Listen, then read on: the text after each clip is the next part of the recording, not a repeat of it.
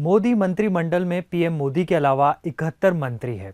हम आपको बताएंगे कि मंत्रिमंडल में किस राज्य का दबदबा है और उसके पीछे की वजह क्या है।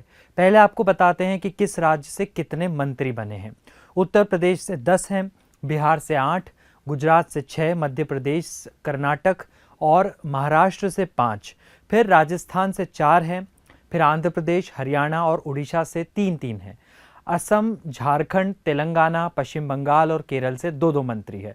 अरुणाचल प्रदेश, गोवा, तमिलनाडु, उत्तराखंड, पंजाब, छत्तीसगढ़, दिल्ली, जम्मू कश्मीर और हिमाचल से एक एक मंत्री बनाया गया है।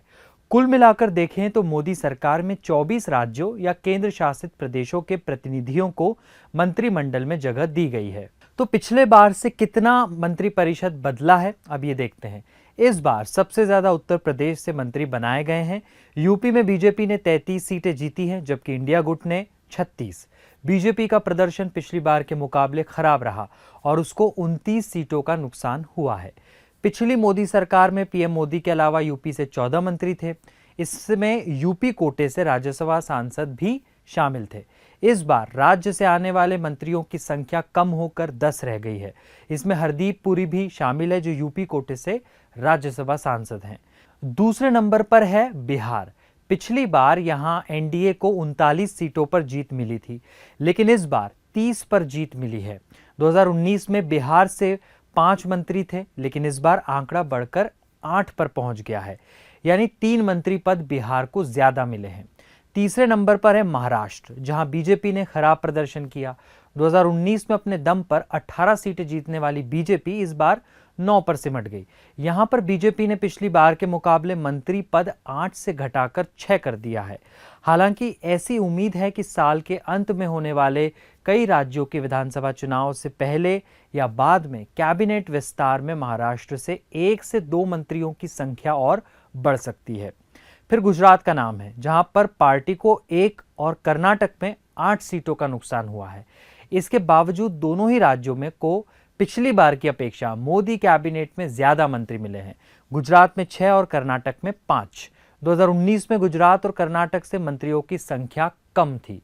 राजस्थान में भी बीजेपी को 11 सीटों का नुकसान हुआ। बावजूद यहां से पिछली बार के मुकाबले 3 की बजाय 4 नेताओं को मंत्री बनाया गया है। ओडिशा से 3 मंत्रियों को जगह मिली है, जहां बीजेपी ने लोकसभा और विधानसभा में शानदार प्रदर्शन किया है और बीजेडी को हराया है। 2019 में यहां से महज 1 मंत्री ही था।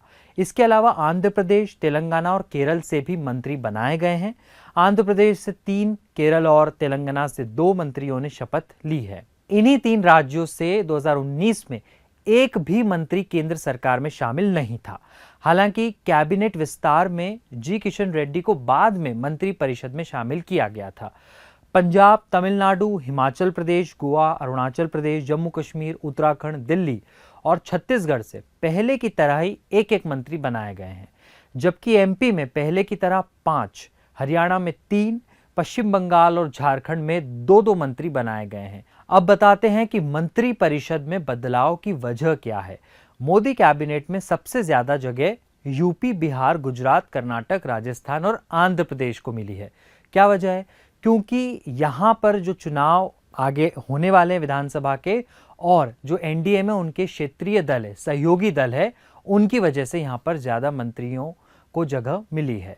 फिर यूपी में बीजेपी को समाजवादी पार्टी ने पटकनी दी। एसपी के पिछड़ा दलित अल्पसंख्यक फॉर्मूला पीडीए, उसके तोड़ के लिए जातियों को साधने की कोशिश की गई है। बीजेपी ने ओबीसी समुदाय के 5, जाट से 1, कुर्मी के 2 और लोधी जाति के 1 नेता को कैबिनेट में जगह दी है। दलित समुदाय से आने वाले कमलेश पासवान और एसपी सिंह बघेल को भी नई सरकार में जगह दी गई है। अगड़ी जाति से आने वाले राजनाथ सिंह, कीर्तिवर्धन सिंह और जितिन प्रसाद को भी कैबिनेट में शामिल किया गया है। उत्तर प्रदेश में जल्द ही कई विधानसभा सीटों पर उपचुनाव होने हैं। ऐसे में पार्टी अब हर कदम फूंक फूंक कर रख रही है और जातीय समीकरण को साधने में जुटी है। सूत्रों की माने तो लोकसभा चुनाव में शानदार प्रदर्शन करने के बाद समाजवादी पार्टी ने 2027 के विधानसभा चुनाव की भी तैयारी शुरू कर दी है। ऐसे में बीजेपी एसपी के मुकाबले की तैयारी के लिए अपनी रणनीति पुख्ता करने में जुटी है। बिहार से मोदी सरकार में बीजेपी के 4 और सहयोगियों से 4 मंत्री बनाए गए हैं। पिछली बार सहयोगी दलों के 2 मंत्री ही थे। बिहार से अधिक मंत्री बनाए जाने के पीछे सबसे बड़ी वजह वहां के गठबंधन के साथी है जो जीत कर आए हैं। इस बार जेडीयू और एलजेपी आर के अलावा हिंदुस्तानी आवाम मोर्चा के जीतन राम मांझी भी हैं जिन्हें कैबिनेट में शामिल किया गया है। दूसरी अहम वजह जुलाई में होने वाले उपचुनाव हैं। इसके बाद अगले साल होने वाले राज्य के विधानसभा चुनाव हैं। हालिया नतीजों को देखें तो आरजेडी के नेतृत्व वाले महागठबंधन ने 2019 के मुकाबले 9 सीट अधिक जीती है, जिससे एनडीए की चिंता विधानसभा चुनाव को लेकर बढ़ गई है। ऐसे में बीजेपी बिहार के जातीय समीकरण को साधने की कोशिश में है। इसी की छाप मंत्रिमंडल में देखने को मिली है। गुजरात और कर्नाटक से अधिक मंत्री बनाने की वजह वहां के नतीजे हैं।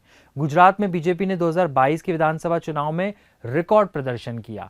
इसके अलावा पिछले 1 दशक से लोकसभा चुनाव में पार्टी गुजरात में क्लीन स्वीप करती आ रही है। ऐसे में पार्टी अपने गढ़ को और मजबूत करना चाहती है।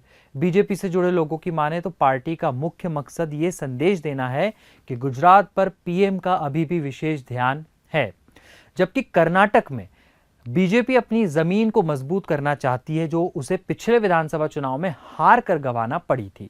वहीं राजस्थान में लगातार मुख्यमंत्री को लेकर बढ़ रही नाराजगी और उपचुनाव के मद्देनजर पार्टी ने मंत्रियों की संख्या में इजाफा किया है। कुल मिलाकर देखें तो बीजेपी ने भविष्य की रणनीति के तहत मोदी कैबिनेट का गठन किया है।